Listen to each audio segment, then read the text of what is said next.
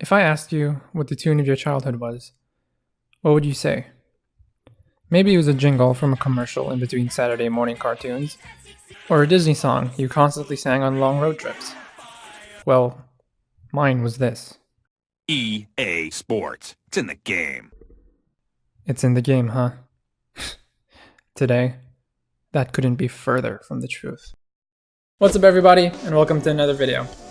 Today, we'll be taking a deep dive into EA, a company that was voted worst company in America, not just once, but twice, and is constantly the focus of criticism from the gaming industry. If you don't play video games, or just don't pay attention to the problems that EA present, or if you simply don't play video games and are unaware of the several controversies of theirs, allow me to give you a brief recap of the major points from the past 2 years. Star Wars Battlefront 2, released on November 2017, was the sequel to 2015's Star Wars Battlefront, and although the game itself was a significant improvement, many felt a disturbance in the Force, so to speak. The game's online multiplayer was utterly ruined by predatory monetization tactics centered around EA's now infamous loot boxes, which effectively made the game pay to win, meaning the more money you pay, the higher your chances of winning. In fact, this monetization effort by EA was so disgustingly insulting to consumers that Hawaii State Representative Chris Lee made a formal public denouncement of the predatory and gambling-like nature of loot boxes. Fast forward about a year and a half, and EA's next big title, Anthem, is released to major criticism, and rightfully so. The game was shipped and launched in a buggy, unfinished state, which, if you don't play AAA titles, is unacceptable by today's technological standards and from established publishers and studios like EA BioWare. 6 months later, Anthem's player base is virtually non-existent, following quite obvious signs that the roadmap to improve and add to the game is most likely going to be abandoned. Chris Lee's efforts to inspire government action against loot boxes proved to only be the beginning. Not before long, several EU countries started to take notice of EA's actions and decided they needed to do something about it. A few weeks ago, the UK Parliament held a hearing for EA to address the claim that loot boxes violate their gambling laws, in which EA embarrassed themselves to nobody's surprise. And although the UK Parliament ultimately deemed EA's deplorable practice not gambling, it at least gives consumers hope that governments are starting to take this issue seriously. Loot boxes have been a staple in EA's monetization practices, which have garnered substantial financial gain for the company, enough to give other publishers similar ideas to what they could implement in their games. Publishers like 2K, Ubisoft, Bethesda, and several others have started to show their true colors by adding similar mechanics to their games, and in truth, these publishers, especially EA, will continue to push the boundaries of predatory monetization practices until they've squeezed out every dollar they can from consumers. Companies like EA don't learn when faced with backlash, the likes of which they received with Battlefront 2 and Anthem. They simply say they won't make those same mistakes in the hopes that the general public will soon forget, and then adapt their strategies to, again, extract every possible dollar they can. However, in recent months, the walls have seemingly been closing in on EA, and with governments finally taking action, there's no better time than now to put pressure on EA to either give up their precious loot boxes or go down trying to defend them.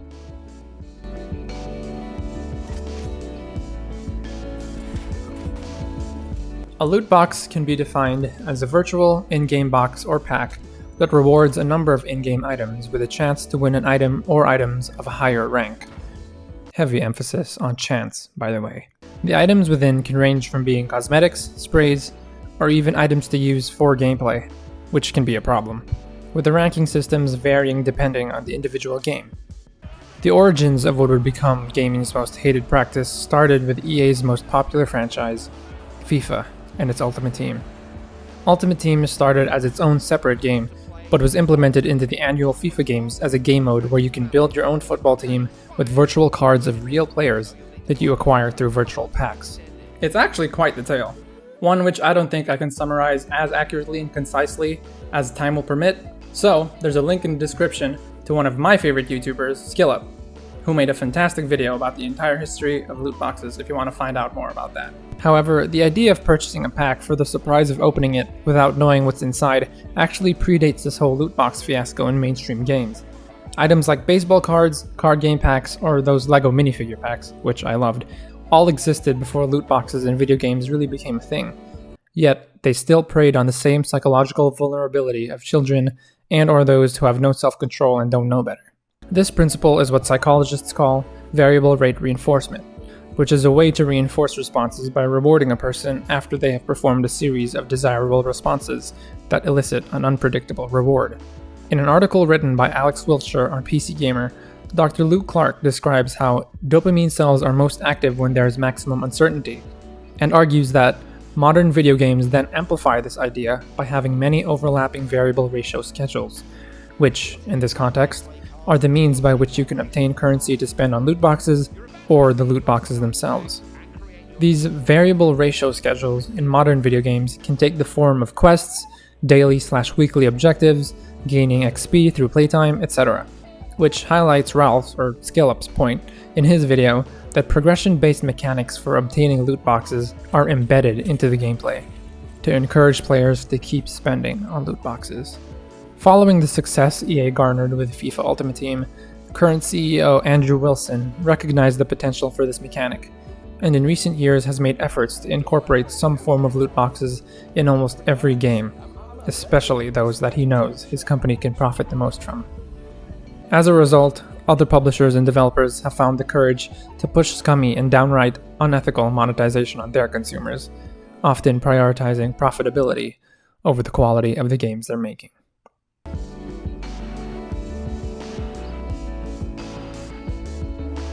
Now, you might think that the title of this video is a bit much.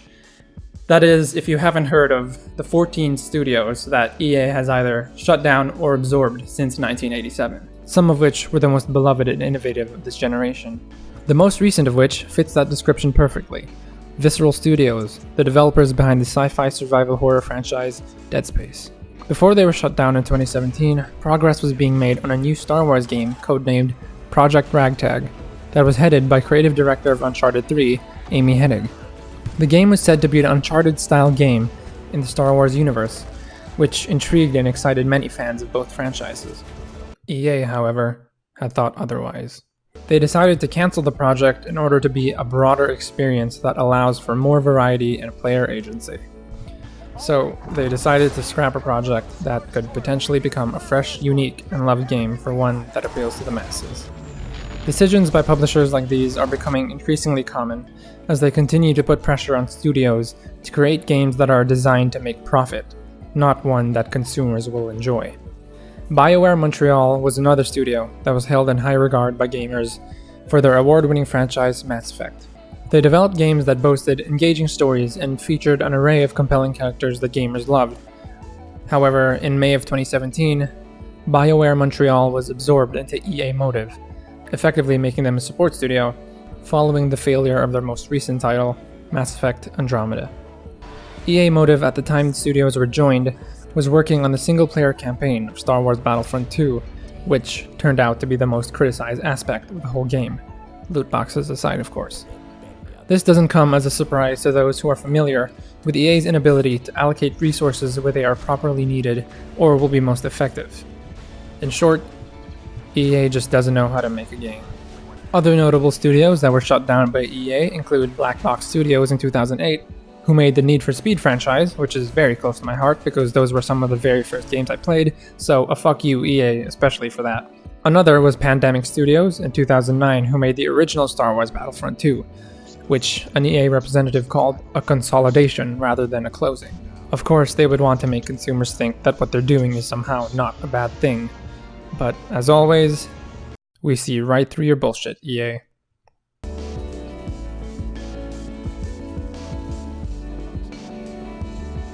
The live service model was created to continually keep player bases of a game active by releasing the base game, then introducing new content in the form of updates, expansions, and DLCs across several years during the game's lifetime.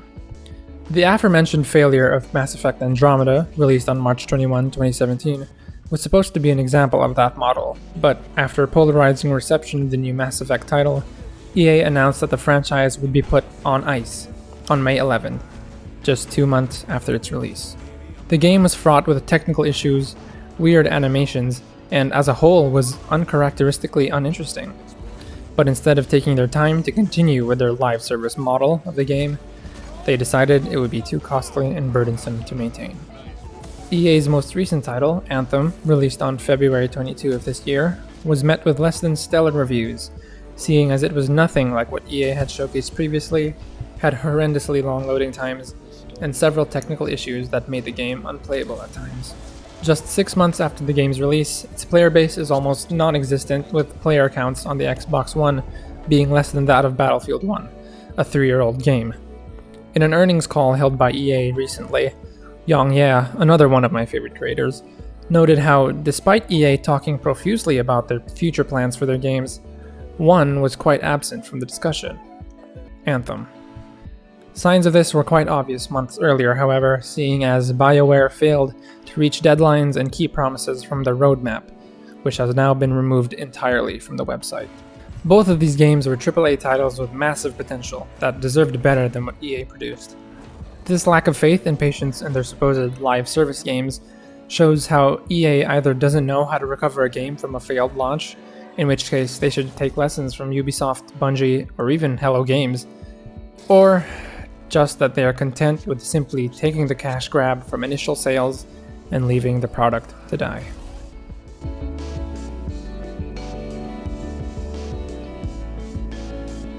In the past 2 years since Star Wars Battlefront 2's loot box fiasco, governments around the world have not only taken notice of this issue, but have even started to take action in their own ways. The moment that the floodgates opened began with Hawaii State Representative Chris Lee's formal statement mentioned earlier. In an announcement held shortly after Battlefront 2's release, Lee stated that this game is a Star Wars themed online casino designed to lure kids into spending money. It's a trap. We're looking at legislation this coming year which could prohibit access or prohibit the sale of these games to folks who are underage in order to protect families, as well as prohibiting different kinds of mechanisms in those games. We've been talking with several other states as well, legislators there, who are looking at the same thing. And although no formal federal legislation in the United States has been implemented since, individual states have been looking at further investigation of this issue, with Hawaii at the forefront. In April of 2018, Belgium and the Netherlands determined that some, but not all, loot boxes violated their laws on gambling, which prompted Belgium to launch an official investigation into potential illegal activities regarding loot boxes by EA. China and South Korea, two huge markets for video games, took more significant steps against loot boxes by requiring publishers/developers to disclose the probability of receiving items from loot boxes. In September of 2018, EA publicly released the odds of receiving a card from their new feature in FIFA 19 called Ones to Watch. Fans of the franchise and consumers alike were disgusted at the microscopically low, less than 1% chance of receiving the top-tier cards like Ronaldo. Had this information not been released, who knows how many players would have purchased loot boxes in the hope that they would receive a card that they in fact had less than 1% chance of receiving.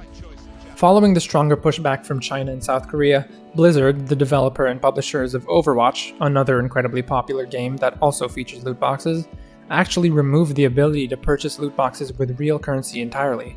This shows that they have confidence in their product to continue to remain relevant and profitable, even in the absence of loot box sales.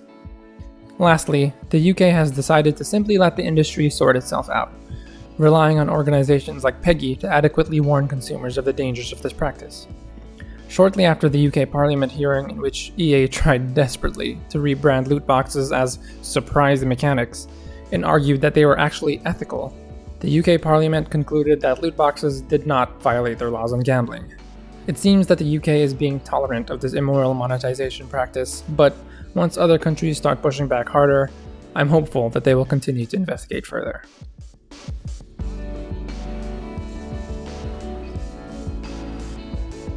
After several years of squeezing every cent they possibly could out of consumers, EA's backs are finally against the wall.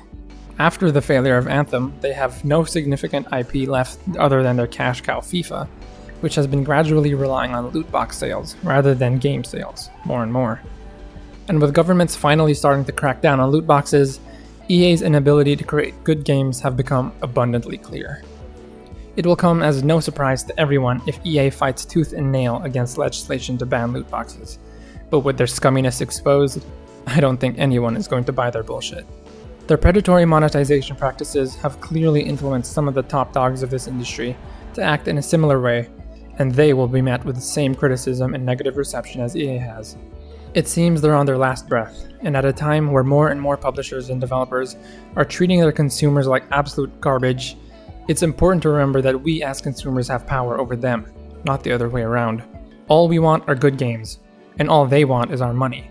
So let's give our money to the developers who truly deserve it, and let companies like EA learn the hard way the consequences of placing profit above the consumer. Alright everybody, that's it for the video. I do want to make something clear though. Battlefield 1, which was developed by DICE but published by EA, is still one of my favorite games right now.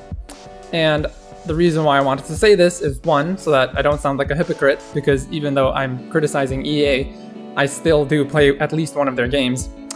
Which leads into my second reason, which is that I think Battlefield 1 is a good example that EA is still capable of creating good games if they leave their scumminess on the sidelines. Also, the full bibliography of all the sources that I used to make this video are down in the description below if you want to check that out. I used a lot of sources. So thank you guys for watching. I put a lot of time and effort into this video, so if you enjoyed it, if you liked it, if you thought my thoughts were interesting, go ahead and give it a thumbs up. If you have something to say in response to this video or otherwise, do so in the comments down below. If you want to follow me on social media, all of that is in the description below.